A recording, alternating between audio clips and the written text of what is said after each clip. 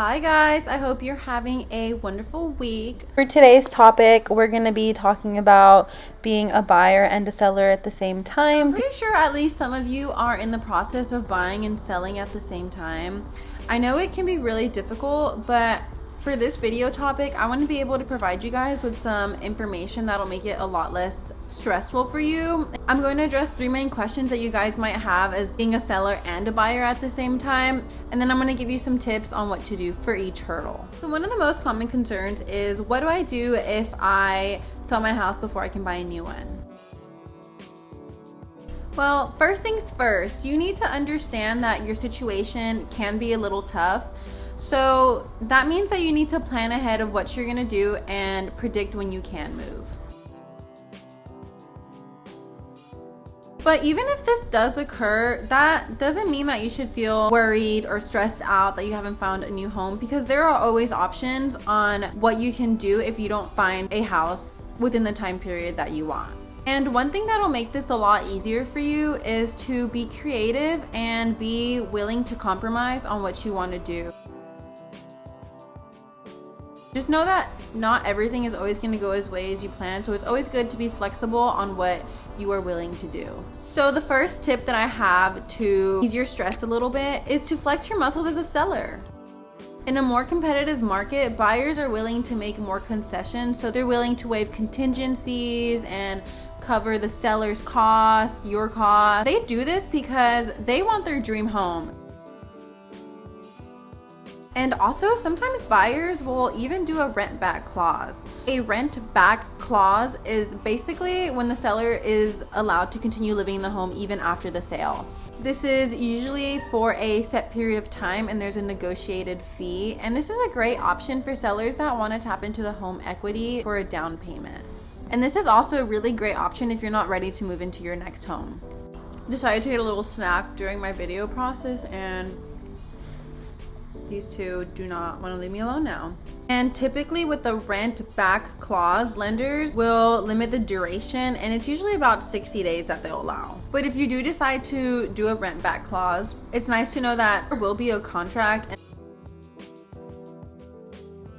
They do this because there are liabilities to consider before entering into a contract. If you do decide to proceed with the rent back clause, just know that there will be a contract and a security deposit required, just in case there is some property damage or some unexpected repairs that need to be done. The next tip I would recommend is to consider short-term housing. I know it's a hassle to move out of your old home before you're ready to move in, and it's common to face this, but don't feel discouraged quite yet, because look to your family and friends. Maybe they can let you stay with them for a little bit while you're still in the process of buying a home. Not only that, but there's also temporary housing. You can find furnished apartments, a vacation rental, a month-to-month lease. It just depends on what you want and what you need. And if you're worried that you won't have any space to store anything, just get a storage unit. You won't have a mortgage payment to pay, so you'll definitely have a lot more money to be able to afford a storage unit. And then once you move in, you can just end your storage unit and move everything back into your house. Short-term rentals also offer the opportunity to learn the neighborhood better. And because of that, you'll be able to make a more informed decision and be more confident in the house that you're going to purchase. And the last tip that I have for this question/stressor is embrace the idea of selling now and buying later. Don't stress about the timing and making a perfect purchase. Focus on one thing at a time. Focus on what you need at that moment, and then move forward once you've completed what you needed to. Also, selling before you even buy has a lot of advantages. You have cash on hand from sale, which puts you in a better position to buy. And from budgeting to mortgage approval to submitting a competitive offer, cash is king.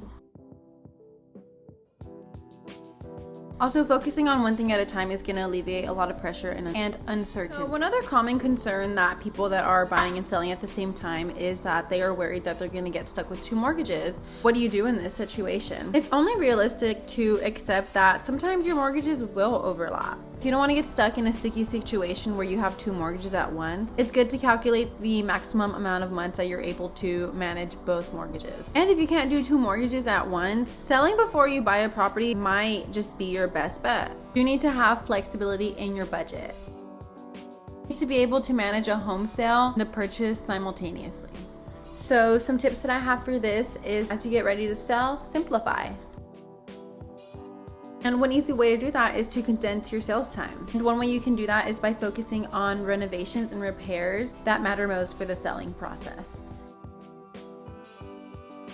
i.e., clean, declutter, refresh outdoor paint, make sure your curb appeal is up to par, fix outstanding maintenance issues as soon as possible. But saying that doesn't mean that you need to drain your bank for unnecessary repairs or home renovations, because this could only bog you down, and we're trying to make the process as simple as possible. And not only that, you don't even know how long these home repairs or renovations are going to take. And as a real estate agent, I can advise you on repairs and upgrades that are worth your time and investment. Another thing that will help you is to prepare your paperwork. If you really want to save time, you need to fill out your paperwork as soon as possible. So if you know you need a mortgage for your next home, get pre-approved to shorten the time it takes to process your loan.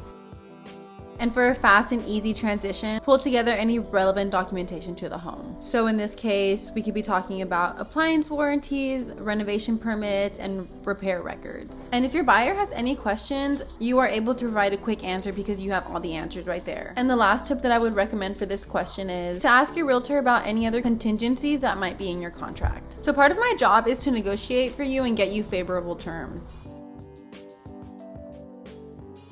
i.e., adding contingencies that allow you to end the contract if your home doesn't sell by a certain time. The only flaw with this is that if you're in a competitive market, this can backfire because of the competition. But when the time comes, I can discuss with you the pros and cons of these tactics and what's realistic with the current market conditions. And the last concern that a lot of people that are buying and selling at the same time have is, what if I mess up or burn out from all the stress? It's easy to get carried away by all the stress and emotions that come with this very stressful situation. But in order to make this the easiest for you, you need to be in the right headspace to begin with. One way you can get in the right headspace is to take time, slow down, breathe. First tip that I have for you is to relax and accept that compromise is inevitable. Don't stress out over every little detail. Trust that things work out even if your plan A, B, C, or D, whatever, doesn't work. Also, just remember that everybody's home buying process and selling process is different. There is no right one that you can follow. It just depends on your circumstances. Also, if you are focusing on perfecting every little thing, from detail of the home decor or timing the sale perfectly, can sometimes not be as helpful as you think. But like I said, you need to be willing to compromise and delegate. So just get a good team of professionals to help you out. You can relax knowing that others have your back and they're monitoring everything behind the scenes. My next tip is to not worry too much if you're straying from convention. And like I said earlier, the process for buying and selling is not the same for everybody. Rule of thumb and home buying trends are just estimates. They are not facts. If your home search is different from somebody else, that doesn't mean that you're doomed. It just means that you're gonna have to go through different struggles or have different experiences in the process. Also, it's good to keep in mind that seasonality does affect trends. A delayed sale in summer and fall can affect your journey, but not always. And I do want to note that the National Association of Realtors, NARS, has noticed that the market is more competitive in the summer and less in the winter. Every transaction is different. There is no hard or fast rule for you to follow. And it would be good to even seek out a real estate agent so they can help advise you on your situation and the best approach. It's good to bring in the help of a real estate agent so they can help advise you on your situation and what steps you should take. They can provide you key guidance on what to do ahead of time and to prepare your home for the sale. Not only that, but they can narrow down a list of must-haves and wants for your next home. This also allows you to be prepared and act confidently when it comes time to list your house or make an offer. My job as a realtor is to guide you and advocate for you. And because of that, that means you can lean on me for help and for support, encouragement, whatever you need.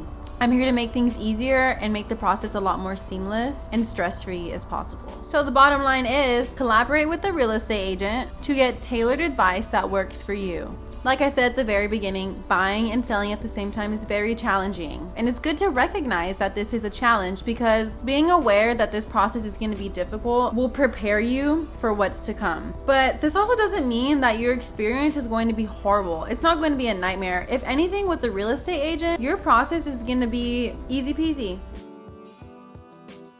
And it can also be fun if you make it fun. It really depends on how you view the situation. One key thing that I do have for you guys is to educate yourself about the market and prepare for multiple situations.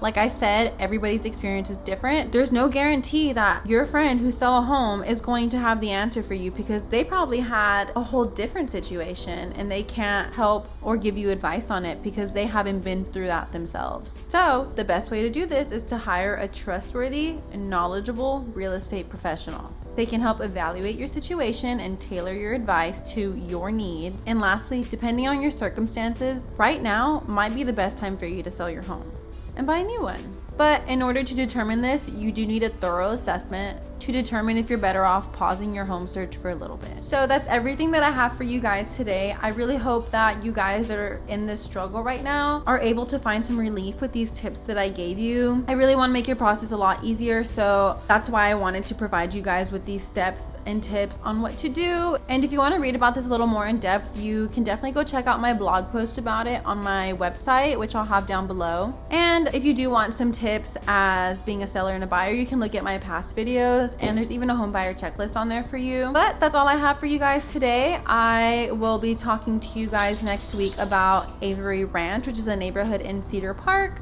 I really hope you guys enjoyed today's topic, and like I say in every video, I'd love to hear your comments, and if you want to make any suggestions about what you'd like me to talk about, go ahead and leave them in the comments as well. As for right now, have a great weekend.